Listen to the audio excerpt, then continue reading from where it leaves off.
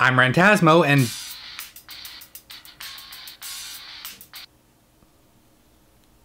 Hello? What up, homo? Rantastero? Surprise, bitch! I bet you thought you'd seen the last of me. Did you just reference American Horror Story? Needs more strength! But I killed you.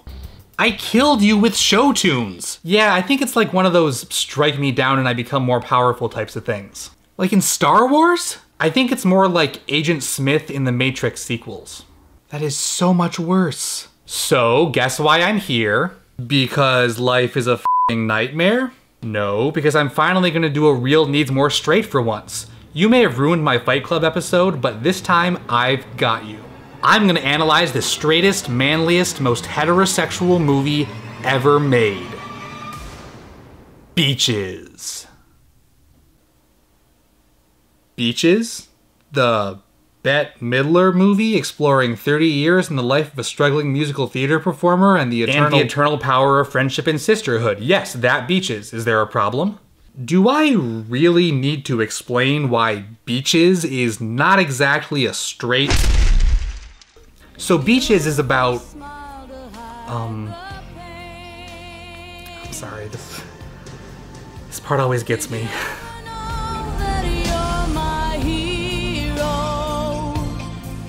Look, maybe we're not totally clear on what a straight movie actually is. I mean, when I think straight movie, at least from a male perspective, I typically think action movie. I did a whole episode about how there aren't really any gay action movies, let alone any action movies made with gay men in mind as the audience. And I mean, most of them feature chauvinist machismo and topless women and gratuitous violence. What, like 300? I mean, yes, but I'm not sure that 300 is really the best example. So you're gonna talk about how straight 300 is? Sure, it's got all kinds of straight stuff. Stuff like spear fighting, rhinoceri, desaturated color schemes, political intrigue, hunchbacks of Notre Dame's, and Bette Midler.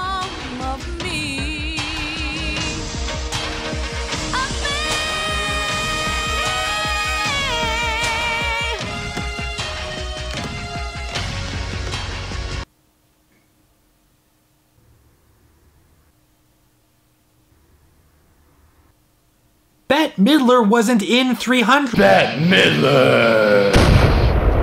So 300 is like a sword and sandal historical action movie based on a graphic novel by Frank Miller about Greek dudes fighting Persian dudes. You're referring to the Battle of Thermopylae, and I think the term historical should probably be used loosely here. I don't think the Greco-Persian Wars actually had very many orcs. And I don't think these uniforms are historically accurate either. Or terribly practical. Sure, they're practical. They're intimidating the Persians by showing them how jacked they are. Look at those abs. They must have eaten so many acai berries. You're not seeing how this is maybe a tad homoerotic? Buff, hairless-bodied guys in leather thongs and capes, penetrating each other with spears. They're not penetrating each other, they're penetrating anonymous guys in masks. That doesn't count. Not to mention that the real Spartans were actually pretty big into homosexual and pederastic relationships. That line about the Athenian boy lovers? And of those philosophers and, boy lovers. It's basically the pot calling the kettle black. Hey, leave your gay-ass Pottery Barn analogies out of this. Obviously, both the film and the graphic novel it's based on have taken some liberties with historical accuracy. But that's exactly why it's such a straight movie. They took out all of the gay stuff so that all that was left were the straight things. Like sex with women. Yeah, let's talk about sex with women for a sec. I was not prepared for you to say that. Have you noticed how many of the characters in this movie who openly express any actual sexual desire towards women are physically and/or morally grotesque and end up being evil traitors? Ephialtes and those deformed priest guys betray the Spartans in exchange for the promise of female sex objects. And Theron extorts sex from Gorgo in exchange for his political influence. sex with women is used as currency between the men in 300. I wouldn't say that paints a very positive picture of heterosexuality. Well, what about Leonidas? He's the main protagonist, and he has proof of how straight he is. He has a wife that he does sex to. Consensually. Yeah, right before he goes off to hang out with his hot, shirtless friends. Exactly, but he has sex on his wife first, which makes it not gay. Okay, well, what about Xerxes? The makeup, the piercings, the limp-wristed shoulder rub? Your Athenian rivals will kneel at your feet. If you will but kneel at mine. Surely even you can admit that Xerxes is clearly coded gay on purpose. Well, yeah, obviously. He's the bad guy. We don't even need to see him do any bad things to know that he's the bad guy. All we need to see is his eyebrows and his entourage of evil, disabled lesbians. I can really see why he's such a perfect villain for this movie's audience. I mean, what's more scary to a 20-year-old boy than a giant god king who wants to have his way with you? That's massively homophobic in the most literal sense of the word. I mean, how can you even say that? I didn't say it, Zack Snyder did. Jesus. I guess I hadn't realized how much 300 demonizes gay people. And the disabled, and people of color for that matter. But it's really off-putting for a movie to be both homophobic and homoerotic. I still don't see how it is homoerotic.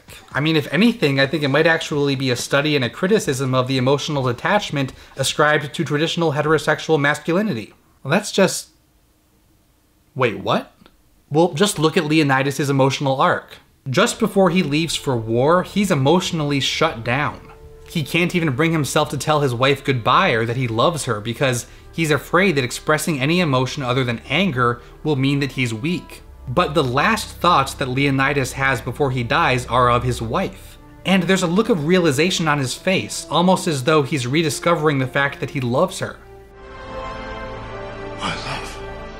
It's tragic because she's not there to hear it, but it's that expression of love that allows him to face death without fear.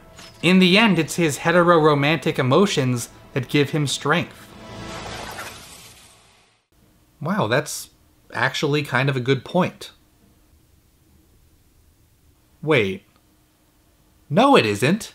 300 is a movie about a mostly naked guy and his mostly naked friends in a culture historically predisposed to sexual relationships between men, penetrating dudes with spears, and receiving back rubs from a mostly naked dude with drag queen eyebrows who asks him to kneel at his feet. And you're saying that none of that is gay because he says no homo just before he dies? Yes. That's it. You know what, Rantastero? You need more gay. Oh yeah? Well, you need more straight. Oh yeah? Yeah!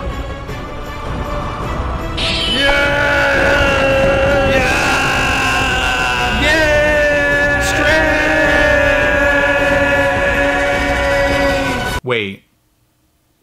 This is stupid. This is Sparta! No, I mean, 300 clearly isn't a gay movie or a straight movie because it's different things to different people.